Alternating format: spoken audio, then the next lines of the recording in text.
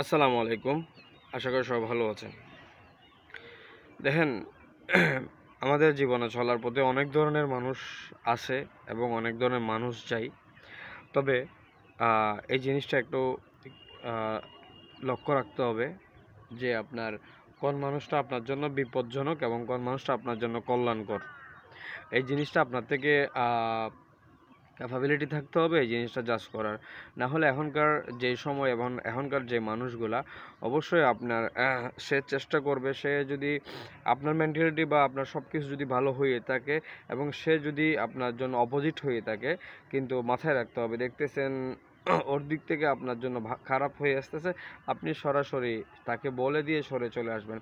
কারণ এই ধরনের জিনিসগুলো এখন বর্তমানে আমাদের সমাজে এবং আমাদের সোসাইটিগুলোতে অনেক বেশি হয়ে যাচ্ছে এবং প্রচুর পরিমাণ ঘটতেছে। সো যে মানুষটা আপনার জন্য ভালো হবে না, তার সঙ্গটা দেওয়াটা শুরু থেকে আমার মতে ঠিক না। ভিডিওটা ভালো লাগলে অবশ্যই আপনারা লাইক, কমেন্ট, শেয়ার করবেন। ধন্যবাদ।